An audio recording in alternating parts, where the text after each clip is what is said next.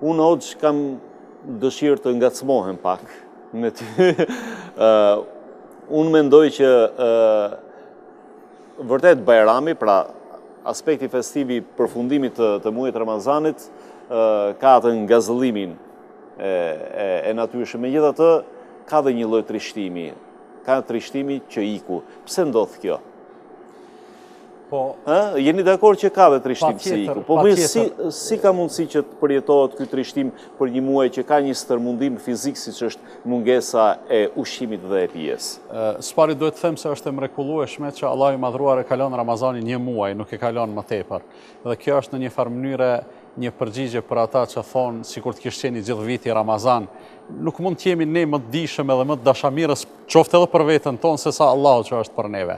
Ramazani ikën dhe lë një zbrasti në shpirtin e besimtarit, për arsye se thjesht na mungojnë pastaj disa çaste, disa përjetime për cilat unë prap insistoj se ato duhet përjetohen, të provohen, nuk mund të rrëfehen dhe të përshkruhen. E pastaj secili prej neve mërzitet sadopak që po na ikën ajo atmosferë. Jeni dakord me mua që ka një farë trishtimi? Po, patjetër.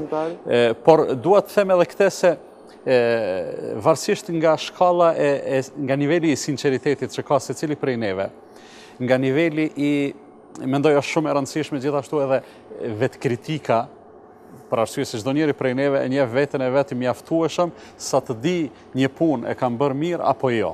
Dhe besimtari në një farë mënyre friksohet nga ai rezultati i dëshiruar, do të thotë dhe i synuar, cilin Hoxha shumë mirë e elaboroi dhe a thua ja kam dal apo jo. Unë kalova një muaj ditë u përballa me lodhje, me uri, me etje, me sakrifica të ndryshme. Mirë po o Zot, mos po mbetëm duar thatë nga e gjithë kjo. Dhe kjo gjithsesi duhet të shkaktoj trishtim tek secili njeri prej neve. Gjithsesi, kjo ndjenjë duhet të jetë e përzier nga njohja e vetes, po njëkohësisht edhe nga njohja e Zotit.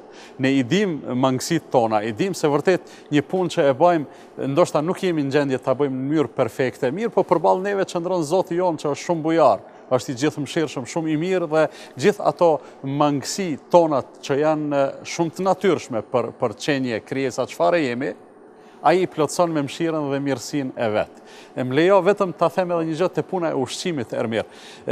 Ushqimi shpirtëror dhe ai fizik. Ushqimi shpirtëror, Zoti i Madhruar na ka krijuar shumë gjëra që ne të zgjedhim prej tyre, të ushqehemi për një mirëqenie fizike. Mirë po, subhanallah, në shumicën e rasteve njeriu nuk udhhiqet nga nevoja për të ushqyer, thjesht për të mbijetuar, për të vazhduar jetën, po më tepër se çdo gjë tjetër udhhiqet nga shijet, ëndjet, epshet e kështu me radhë. Dhe për këtë arsye sot kemi një situatë krize tek shëndeti i përgjithshëm si pasojë e keq ushqimit, qoftë edhe të tepruarit në ushqim.